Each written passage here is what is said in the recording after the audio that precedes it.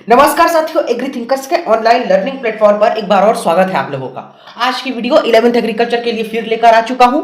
आज की वीडियो देखिए, आप लोग का जो चौथा पेपर होता है वो है आपका कृषि अभियंत्रण, एग्रीकल्चरल इंजीनियरिंग का आपका फोर्थ पेपर जो है होता है।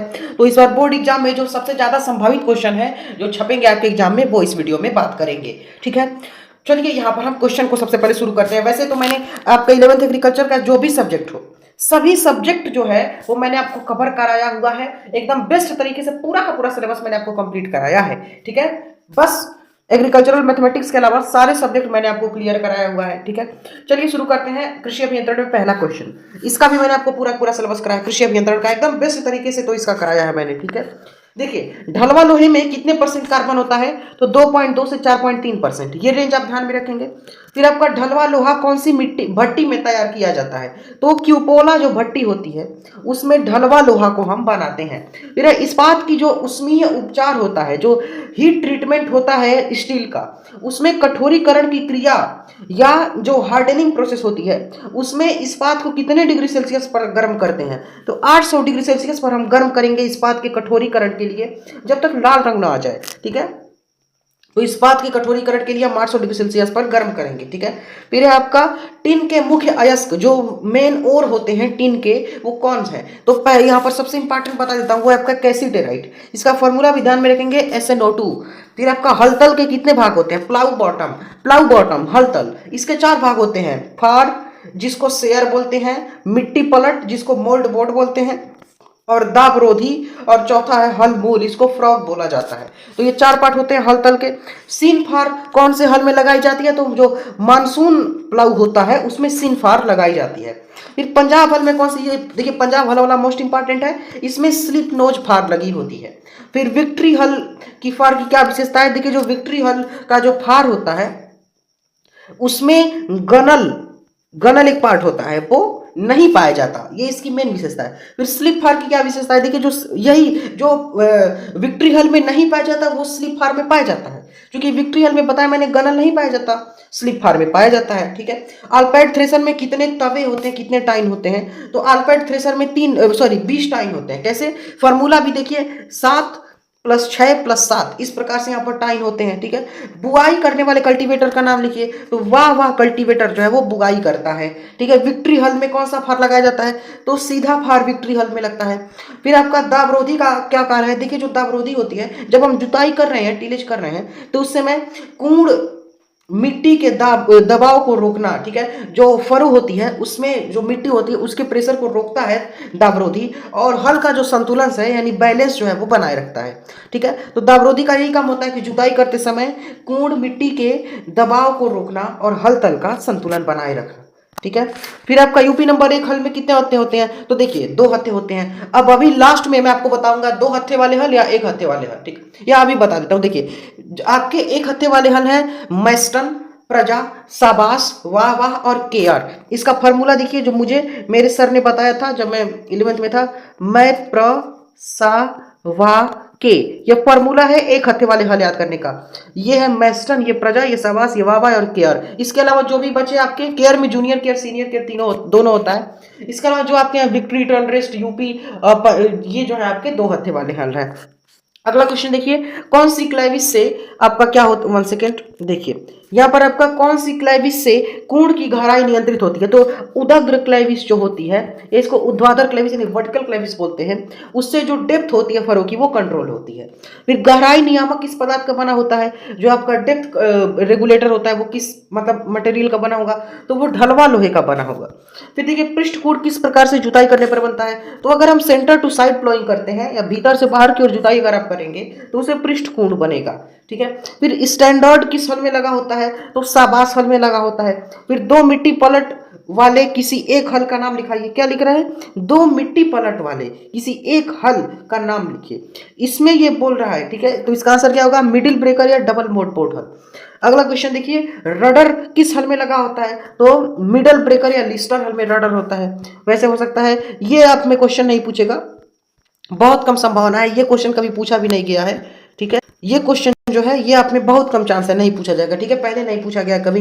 फिर गहराई नियामक के अधिक ऊंचा कसे होने पर, गहराई कम होती है कि अधिक होती है, तो अधिक होगी। ठीक है, जितना ही ऊंचाई पर आपका ग्रोथ रेगुलेटर कसा होगा, मतलब ग्रोथ नहीं, आपका डेप्थ रेगुलेटर कसा होगा, उतने ही यानी वो गहराई जो है वो उतनी ही अधिक होगी। ठीक है, फिर अगला क्वेश्चन देखिए, मैकॉर्मिक कल्टीवेटर में चौड़ाई नियंत्रण किसके द्वारा होता है? तो जो लीवर वाला पार्ट होता है वो मैकॉर्मिक कल्टीवेटर में चौड़ाई को या विड्थ को कंट्रोल करता है। फिर एक हत्थे वाले किसी कल्टीवेटर का नाम लिखिए, तो एक हत्थे वाला हल सॉरी कल्टीवेटर आपका आर्यन कल्टीवेटर हो जाएगा। फिर हैरो का मुख्य कार्य क्या है? देखो हैरो जो होगा वो पपड़ी तोड़ेगा और घास फूस एकत्र जो है वो करेगा, तो ये इसका मुख्य कार्य होता है। फिर आपका बैलों से चलाए जाने वाले हो का नाम लिखिए, तो अकोला हो जो है इसको बैल जो है वो यहाँ पर चलाते हैं। ठीक है, फिर आपका डिबलर में देखिए सबसे ज्यादा इंपॉर्टेंट क्वेश्चन पूछा जाता है आपके वाइवा में भी और एमसीक्यू में भी, वन लाइनर में भी, डिबलर में कितनी खूटियां होती हैं? तो इसमें 27 खूटियां होती हैं। फिर आपका शक्ति चालित थ्रेसर में दाना अधिक टूटने का क्या कारण होता है? देखो जो शक्ति चालित थ्रेसर होगा उसमें पहली बात तो यह है कि जो उसको स्पीड होगी वो बहुत ज्यादा होती है, इस कारण दाने टूटते हैं। फिर आपका और दूसरा कारण क्या हो जाएगा? सिलेंडर और कानकेव के बीच जो खाली स्पेस होगा वो बहुत कम होगा। तो ये इसके दो मेजर रीजंस हैं। ठीक है, फिर 28वां क्वेश्चन देखिए, शक्ति चालित थ्रेसर का सिलेंडर किस गति, देखिए शक्ति चालित जो थ्रेसर होता है उसका सिलेंडर किस गति से घुमाना चाहिए? देखते हैं इसको आपको रेंज में ध्यान में रखना है, 550 से 800 चक्कर या रेवोल्यूशन पर मिनट। फिर आपका कृषि यंत्रों का खिंचाव किसके द्वारा मापते हैं? ड्राफ्ट जो एग्रीकल्चर इंप्लीमेंट का होता है, तो ये सबसे ज्यादा इंपॉर्टेंट है, डायनोमीटर से मापते हैं। दो टाइप का होता है, मैट्रिक प्रणाली का और ब्रिटिश प्रणाली का, दोनों आप फिगर भी इसका बना के प्रैक्टिस करेंगे क्योंकि पूछा जाता है, तो प्रैक्टिस आपको करना है। फिर कृषि यंत्रों के खिंचाव मापने मतलब मापने का मात्रक, तो मात्रक क्या क्या होगा? देखिए मैट्रिक प्रणाली में किलोग्राम होगा या क्विंटल होगा। ठीक है, और वही डायनोमीटर में आता है। ठीक है, फिर अधिक शक्ति को नापने की प्रमुख व्यवहारिक इकाई क्या है? तो हार्स पावर। देखिए हार्स पावर या अश्व शक्ति जो है वो ज्यादा शक्ति को मापने की मतलब व्यवहारिक सबसे ज्यादा मतलब आपका यहाँ पर अप्लाइड यूनिट है या मेन व्यवहारिक इकाई है। फिर ढैकुली का, देखिए जो ढैकुली होता है इसको इरिगेशन में यूज करते हैं, तो इसका प्रति घंटा जल प्रस्राव कितना होता है? तो 2250 लीटर जो है वो पर घंटे में यहाँ जल जो है वो देता है ये। फिर ढैकुली किस सिद्धांत पर काम करता है? तो लीवर के प्रिंसिपल पर, लीवर के सिद्धांत पर काम करता है। फिर आपका अपकेंद्री या विकेंद्री पंप का सिद्धांत क्या है? तो यह पंप अपकेंद्री बल के सिद्धांत पर, देखिए जो ना इसमें कुछ क्वेश्चन ही नहीं है आपका, अपकेंद्री विकेंद्री है तो अपकेंद्रण या विकेंद्रण के सिद्धांत पर काम करेगा। फिर आपका विकेंद्रीय पंप अधिकतम किस ऊंचाई तक पानी उठा सकता है? तो 750 मीटर जो होगा भौम जल स्तर, जो आपका यानी सॉइल वाटर लेवल होता है उससे 750 मीटर की ऊंचाई तक वो पानी उठा पाएगा, जो आपका सेंट्रीफ्यूगल पंप होता है, विकेंद्री पंप। ठीक है, फिर देखिए आपका पानी को अधिक गहराई से उठाने के लिए कौन सा पंप यूज करेंगे? देखिए सबमर्सिबल पंप आप लोगों के घर में लगा होगा, आप लोगों ने देखा होगा, जो जल प्लवनीय पंप होता है, सबमर्सिबल पंप होता है, उसको आपको ज्यादा मतलब गहराई से पानी निकालना है तो उसके लिए यूज करते हैं।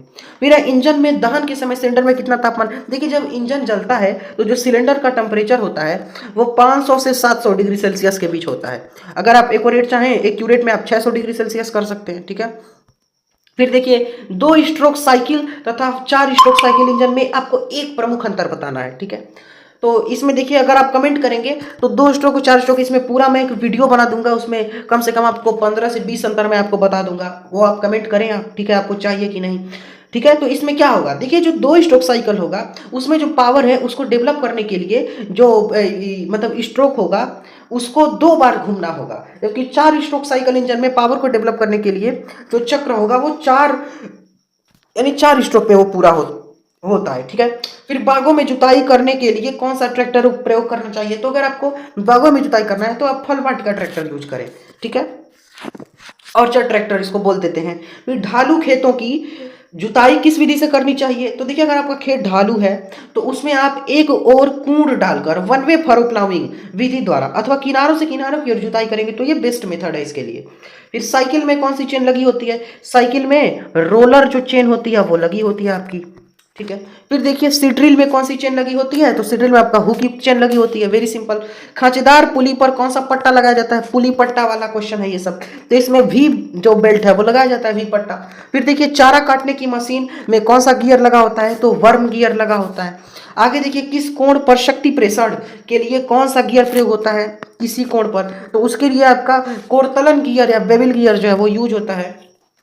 फिर आपका चारा काटने की मशीन में जो आपका गतिपाल चक्र होता है इस मशीन में, वो किस लोहे से बना होता है? काफी इंपॉर्टेंट क्वेश्चन है, वो ढलवा लोहे से बना होगा। फिर गन्ना कोल्हू में कितने बेलन लगे होते हैं? तो 3 ठो यहाँ पर जो सिलेंडर या बेलन जो है वो लगा होता है। ठीक है, फिर आपका गन्ना कोल्हू के बेलन किस लोहे से बने होते हैं? तो ये भी आपके ढलवा लोहे से बने होते हैं, जैसे आपका चारा काटने वाली मशीन का गतिपाल पहिया बना है। फिर शक्ति चालित गन्ना कोल्हू कितने प्रकार के होते हैं? उनको नाम भी बताना है, तो 2 प्रकार के होते हैं। पहला शक्ति चालित खड़े गन्ना कोल्हू और दूसरा शक्ति चालित पड़े गन्ना कोल्हू। खड़ा और पड़ा 2 प्रकार का यहाँ पर शक्ति चालित गन्ना कोल्हू होगा। फिर कोई 3 कंपनियों के नाम बताना है और आपको पता लिखना है जहां से आप अपने कृषि यंत्र खरीद सकते हैं। तो इसमें अगर आपके जान पहचान में कोई है तो वो भी लिख सकते हैं, लेकिन यहाँ पर स्टैंडर्ड यहाँ पर 3 दी गई हैं। वैसे तो ये आप में नहीं पूछा जाएगा, ठीक है, क्योंकि पहले भी नहीं पूछा गया है। Messrs Kaushal and company private limited 14/78 D mall Kanpur, UP agro industrial corporation Lucknow और डिस्ट्रिक्ट कोऑपरेटिव फेडरेशन साधना रोड में है मेरठ पर। तो ये आपके क्वेश्चन कंप्लीट होते हैं। चैनल को सब्सक्राइब करें, वीडियो को लाइक करें, कमेंट जरूर करें कोई क्वेश्चन है, और सब्सक्राइब करके बेल आइकन ऑन करें। व्हाट्सएप टेलीग्राम ग्रुप से जरूर जुड़े, लिंक है डिस्क्रिप्शन में। Thanks for watching, take care.